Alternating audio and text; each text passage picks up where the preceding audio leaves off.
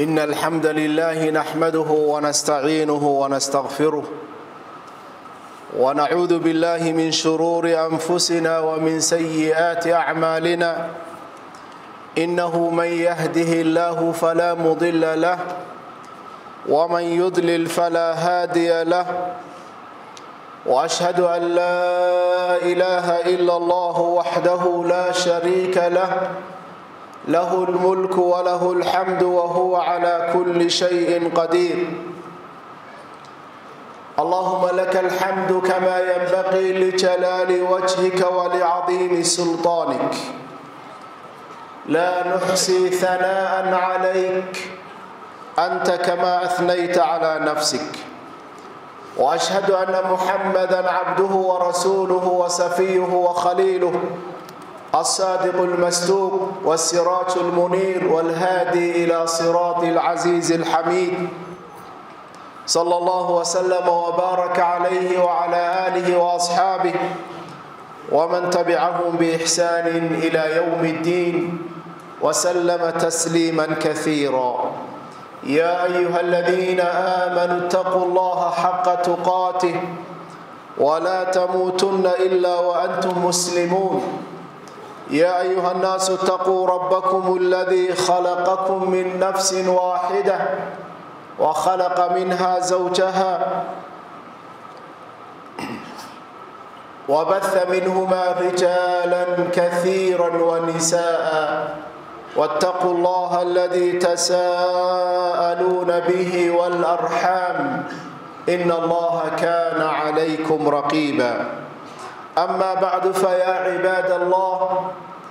ما زال بنا الحديث عن ذكر الله وفضائله وأنواعه. قال سبحانه: فاذكروني أذكركم واشكروا لي ولا تكفرون. فالذين يذكرون الله سبحانه وتعالى تحفهم الملائكة وتغشاهم الرحمة وتتنزل عليهم الملائكة وذكرهم الله في من عنده. عباد الله، فالذكر عمل يسير وأجره عظيم، ومن هذا الذكر كلمة لا إله إلا الله وحده لا شريك له، له الملك وله الحمد وهو على كل شيء قدير. قال الحبيب المصطفى صلى الله عليه وسلم: من قال لا إله إلا الله وحده لا شريك له، له الملك وله الحمد وهو على كل شيء قدير 10 مرات، كان كمن اعتق 4 أنفس من ولد إسماعيل، متفق عليه. ومن قالها في اليوم 100 مرة كانت له عدل 10 رقاب، وكتبت له 100 حسنة، ومحيت عنه 100 سيئة، وكانت له حرزا من الشيطان يومه ذلك حتى يمسي. ولم يأت أحد بأفضل مما جاء به إلا أحد عمل أكثر من ذلك. رواه البخاري. عباد الله، إن هذه الكلمات قليلة المبنى عظيمة المعنى، ثوابها جزيل، ثواب جزيل على عمل يسير يدل على سعة رحمة الله وفضله وإحسانه في مضاعفة الحسنات. إنها كلمات خفيفة على اللسان ثقيلة في الميزان. عباد الله، هل تدرون كم تستغرق هذه الكلمات من الوقت؟ إنها تستغرق ما يعادل 12 دقيقة إذا قلتها 100 مرة. عباد الله، إن هذه الكلمات تتضمن على التوحيد، وتتضمن أن الملك لله الواحد القهار، وتتضمن أن الحمد كله لله في الأولى والآخرة، وتدلنا على قدرة الله سبحانه وتعالى. فاحرصوا عباد الله على تلكم الكلمات القليلة في ألفاظها العظيمة في ثوابها ومعانيها، ولا تكونوا من الغافلين عن فضلها وثوابها. عباد الله، وإن مما يدل على فضلها وعظيم ثوابها ما رواه عبادة بن صامت رضي الله عنه أن رسول الله صلى الله عليه وسلم قال: لا إله إلا الله وحده لا شريك له،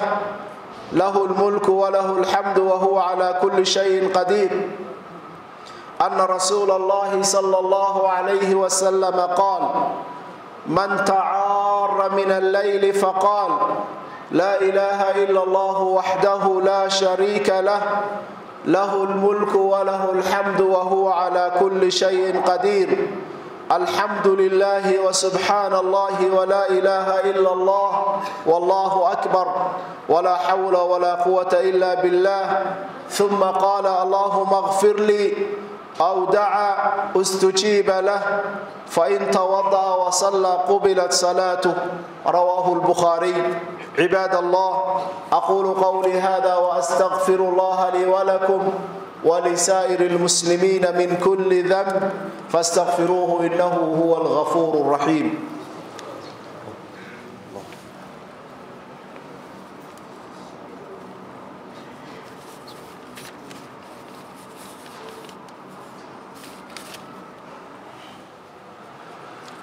الحمد لله على نعمه وآلائه، أشكره على نعمه وأشكره على فضله وإحسانه، وأشهد أن لا إله إلا الله الملك الحق المبين، وأشهد أن محمدًا عبده ورسوله وصفيه وخليله، صلى الله وسلم وبارك عليه وعلى آله وأصحابه ومن تبعهم بإحسان إلى يوم البعث والنشور، وسلم تسليما كثيرا. يا أيها الذين آمنوا اتقوا الله حق تقاته ولا تموتن إلا وأنتم مسلمون. عباد الله، waxaynu walaalayaal ku soo jirnay Ilaahay subxaanahu wa ta'ala dikrigiisa iyo fadliga uu leeyahay. waxaynu soo qaadanay qaybo kamida. Ilaahay subxaanahu wa ta'ala waxa uu nagu yiri: fadkuruni adkurkum washkuru li wa la takfurun. waxa weeyaan markaa ay xusa oo dikrigayga badiya anna waan idin xusi doonaa. waxa uu markaa rasuulku inoo sheegay calayhi salaatu wasalaam dadka Ilaahay subxaanahu wa ta'ala dikrigiisa haya ee Ilaahay subxaanahu wa ta'ala xusaya taxufuhumul malaa'ika, xafathumul malaa'ika, waxa la fadhiisata oo isku xeerta ama isku markaa gadaanta malaa'ig. waqashiyatuhumur rahma, waxa dadka Ilaahay xusaya daboosha naxariis Ilaahay. wanazalat calayhimus sakiina, waxa ku soo degta xasilooni iyo deganaansho. wadakarahumullahu fi man cindah, ilaahayna wuxuu ku soo hadal qaadaa agtiisa oo malaa'igtiisu Ilaahay subxaanahu wa ta'ala ugu faanaa. dikrigu walaalayaal waa camal aad u yar markaad eegto xagga howlqabadka, laakiin ajarkiisa iyo abaalkiisu aad iyo aad buu u weyn. dikriga walaalayaal waxa kamid ah kelmadda nabigu inoo sheegay calayhi salaatu wasalaam: laa ilaaha ila allah wahdahu la sharika lah, lahu almulku wa lahu alhamdu wa huwa ala kulli shay'in qadir. kelmadaas ama ereyada rasuulku inoo sheegay calayhi salaatu wasalaam ayaa kamid ah dikriga Ilaahay subxaanahu wa ta'ala loogu dhawaanayo.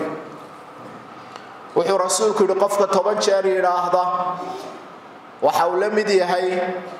qof xoreeyay 4 qof oo waxa weeye tafiirtii nabi Ismaaciil. waxa kaloo rasuulku xadiis kale inoogu sheegay qofka qof xoreeyay in isna naarta laga xoreeyo, xubinka soo jirkiisa kamid ah in naarta laga xoreeyo. marka qofka 10 jeer oo kaliya yiraahda wuxuu la mid yahay qof 4 qof adoonimadii ka saaray oo xorriyadoodii soo celiyay isagana markaa naar baa laga xoreynaya waxa kaloo rasuulku inoo sheegay calayhi salaatu wasalaam qofka 100 jeer yiraahda la ilaha illa allah wahdahu la sharika lah lahu al-mulk wa lahu al-hamd wa huwa ala kulli shay'in qadir 100 jeer qofka yiraahda waxay noqonaysaa 10 riqaab qof 10 qof xoreeyay oo adoonnimadii ka saaray buu noqonayaa waxa loo qorayaa 100 hasana 100 wanaag baa loo qorayaa wa muhiyat anhu 100 sayyi'a 100 dambina waa laga tirtirayaa wa kanat lahu hirzan min ash-shaytan yawmahu dhalik maalintaana dhufays iyo gaashaan buu shaydaanka ka galaya hatta yumsi illa intuu galabaysan iyo cadceed u dhacayso ولم يأتي أحد بأفضل مما جاء به إلا أحد عمل أكثر من ذلك قف كأشر بدننا مالنتا مجره قف انتا كسيب بديين مويان وأرنا دياد الله يا بدن رسول كوحنا شيء قف كبقول شير كلمة دا كوع العليا وحهنا يا وحيابها صاص عدا وحاولات شري قف طبعا قف حري بقول وناجبا لو قرية بقول حمانات بالغة ترتريا شيطانك ayuu dhufays ka galaya oo waxa weyn uu ka badbaadaya cid ka ajar badan oo waxa weyn adoomada ilaahayna ma jirayso qof isagu ka sii badiyay mooyaan waa arimaadiyaadu la yaab badan kelmadahana walaalayaal marka eray ahaan la yiraahdo way koobayeen waa kelmado kooban qaliilatul mabna kelmadaha ka koobantay way koobayeen marka tira ahaan la yiraahdo لكن وعظيمة المعنى معناها يحبار سنتهاي هي أجرك كجرا آدي آدوي تاسي وحينا تصيصا إلهي سبحانه وتعالى فضل جيسي ديقديسا كلمة ده يرى كوبا أيو أبالك انت لكم بحنية وحاول علي السويدين له وقت انتين لك بينك قادنا يسايرين بقول شير من هذا كلمة ده لا إله إلا الله وحده لا شريك له له الملك وله الحمد وهو على كل شيء قدير وقت انتهلك بقادنيسا الشيخ علماء كمدو حلقات فرديي ايا waxu dadka weydiiyay imisay qaadanaysa mid baa yiri 30 daqiiqo qaadanaysa markaas uu waxay ku tusaysaa inaanad weliga akhriyin kala dad 30 daqiiqo ku jawaabayso wuxuu waxay ku tusaysaa inaanad kelmadaha ba akhriyin kelmadaha inta leeg waxay qaadanayaan 100 jeer 10 daqiiqo 12 daqiiqo 12 daqiiqo qofka ugu badan 12 daqiiqo qaadanaya 100 jeer hada tusbaxaaga ku tiriso waxay ka qaadanayaan 10 daqiiqo 12 daqiiqo 12 daqiiqo kama badna maxaad u malaynaysaa 12 daqiiqo oo aad ku helaysay 10 qof naar 10 qof aad xoreysay oo 100 wanaag lagu qoray oo 100 xumaanood laga tirtiray oo shaydaankii laga ilaaliyay oo cid ka khayr badan aanay jirin waa 12 daqiiqo ka kasii badinayana waxa weyn way u furan tahay waa dikri furan oo qofku intuu doono u gaarsiin karayo kelmadani walaalayaal markaynu eegnaynu gudaheeda ku noqono maxay waxaan oo dhan u yeelatay waxay ka kooban tahay ereyada soo socda marka hore tawxiidkii baa ku jira waxaynu leenahay la ilaha illa allah kalimatu tawxiid baynu ku dhawaaqayna waxaynu leenahay maxay la ilaha illa allah marka waa tawxiidkii waa kelmadda marka rasuulku ku sheegay calayhi salaatu wasalaam qisadii nabi Muuse hadii todobada sameeyo waxa ku jira miisaan la kafad la saaro iyo todobada dhul iyo waxa ku jira hadii kafad la saaro la ilaha illa allah kafad la saaro la ilaha illa allah ka miisaan weyn waa kelmaddu rasuulku inoo sheegay al-iimaanu bid'un wa 70 shu'ba a'laha qawlu la ilaha illa allah iimaanku waa dhowr iyo 60 qaybood ama dhowr iyo 70 qaybood waxa ugu sareysa la ilaha illa allah wa miftaaxul janna وكلمة وحويان إسلام كما لغو صغره وكلمة مركو قف هذا الكيس وقدم بيا هدون نقضى لا إله إلا الله جنده وقلايه كلمة سيكون بالأمس وكلمة قرآن كقصة نقطة فاعلم أنه لا إله إلا الله واستغفر لذنبك وكلمة قرآن كإن بدن قصة نقطة مركا توحيد كما يكون بالأمس لا إله إلا الله واحد هذا لا ده وحده لا شريك له توكيد بعد سماينيسا معناها هو التوحيد كاتسيح وجنيسا مركا وحوين توحيد كي أولي بهذا تسيح وجنيسو كلمة واحد كشرة إنه إلهي ملكي جيسكليه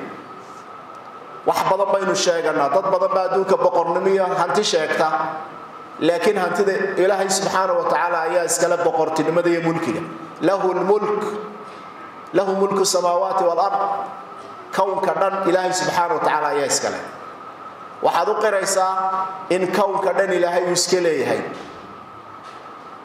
عدل لها أنا يجرين waxa ku jirta walahu alhamd ma hado dhan inuu ilaahay leeyahay ma hado dhan ilaahay baa iskale mulki oo dhan ilaahay baa iskale waxa ku jirta wa huwa ala kulli shay'in qadir ilaahay wax kasta inuu awoodo marka waxa ku jira kalimatu tawxiid oo ilaahay kelinimo u qirayso waxa ku jira ilaahay mulkiga u qirayso iyo lahaanshaha waxa ku jira ilaahay mahadoo dhan u qirayso waxa ku jira ilaahay awood oo dhan u qirayso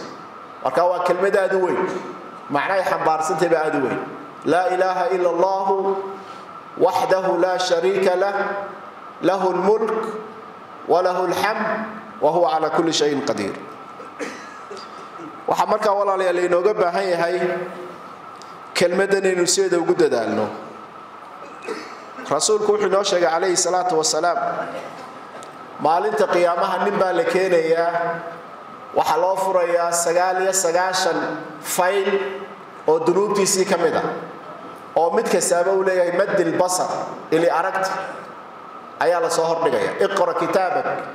kafa bi nafsika al-yawma alayka hasiba 60 sano wixii laga qorayay habeen iyo maalin baa lagu soo hordhigaya dabeedna ninkaasi wuxuu ka quusanayaa janno iyo dambi dhaaf oo ka quusanaya waxa loo soo saaraya kaad yar ay ku qoran tahay la ilaha illa allah markaas miisaanka loo saaraya wixii ba iyada isku fooqsanaysa marka kelmadaas tawxiidka ku bilaabmaysa waa kelmad aad iyo aad u qiimo badan waxayna la gudboon marka inaynu kelmada carabkeena ku badino oo aanaynu kelmada marka aanaynu moogaan waxyaabaha ku tusaya marka kelmadan iyo fadligeeda waxa kamid ah saxaabiga Ubaada bin Saamit la yiraahdo ayaa waxa uu rasuulka Ilaahay baan maqlay isagoo leh man ta'ara min al-layl qofka habeenkii soo baraaruga ee waxa weyn hurdada ka soo kaca ay yiraahdo la ilaha illa Allah wahdahu la sharika lah lahu al-mulku wa lahu al-hamdu wa huwa ala kulli shay'in qadir الحمد لله وسبحان الله ولا إله إلا الله والله أكبر ولا حول ولا قوة إلا بالله قفك انت دبدنا كحكسية اللهم اغفر لي habeenkii buu hurdada ka kacay uu isrogay markuu soo baraarugay buu kelmadaha yiri wuxuu rasuulku yiri qofkaasi ilaahay subhanahu wa ta'ala uu ka aqbalaa dambi dhaafka ilaahay weydiisanayo haduu weysaysto tukadana salaadiisa waa laga aqbalaya marka kelmada fudud maaha kelmadani walaalayaal nabiga kaleey salaatu wasalaam wuxuu noo sheegay afdalu du'aa yawm arafa du'aa ilaahay la baryo waxa ugu fadli badan maalinta arafa la baryo ilaahay lagu baryo وأفضل ما قلت أنا والنبيون من قبلي لا إله إلا الله وحده لا شريك له له الملك وله الحمد وهو على كل شيء قدير وحاو فضل قبضان أنا النبي دي بقى من رواك المدى ودعاء دي نحكتها ودعاء وين كيه روش شيء ولا بقى يبغى دعاء مسألة هي دعاء عبادة مدي waxa weeyaan waa mid Ilaahay subhanahu wa ta'ala lagu amaanayo midna waa mid Ilaahay wax lagu weydiisanayo marka waa min afdali du'aa du'ooyinka Ilaahay lagu bariyo waa kuwa ugu sareeya waxa walaalayaal sharcigu inoo sheegay meelo la oranayo waxa kamid ah salawaati mafruuda salaadaha faradka markaynu ka baxno 99 jeer markaynu akhrina adkaartii kale boqolka waxaynu ku dhameystirnaa kelmadda qofkana dambigiisa la dhaafaya salaada maqrib marka laga baxo adkaar masaabay ku jirtaa 10 jeer baa la oranaya salaada subaxna saasoo kale 10 jeer baa la oranaya inkastoo xadiisa 10 ka tilmaamaysa salaada maqrib kadib culimada qaarkood ay daciifiyeen waxay ka mid tahay dhikriga mutlaq ee markaas qofku oran karo waxay ka mid tahay waxyaabaha xanuunada lagaga bogsado ee dadku tijaabiyeen ayay ka mid tahay إلهي سبحانه وتعالى حين كبر إن خير قرن وافجيه ثم صلوا وسلموا على الحبيب المصطفى فقد أمركم الله بذلك فقال تعالى إن الله وملائكته يصلون على النبي يا أيها الذين آمنوا صلوا عليه وسلموا تسليما اللهم صل على محمد وعلى آل محمد كما صليت على إبراهيم وعلى آل إبراهيم في العالمين إنك حميد مجيد اللهم أعز الإسلام والمسلمين وأذل الشرك والمشركين أعداءك أعداء الدين اللهم اغفر لنا ولوالدينا ولجميع المسلمين والمسلمات والمؤمنين والمؤمنات الأحياء منهم والأموات برحمتك يا أرحم الراحمين اللهم ألف بين قلوبنا وأصلح ذات بيننا واهدنا سبل السلام وجنبنا الفواحش ما ظهر منها وما بطن اللهم ربنا آتنا في الدنيا حسنة وفي الآخرة حسنة وقنا عذاب النار وآخر دعوانا أن الحمد لله رب العالمين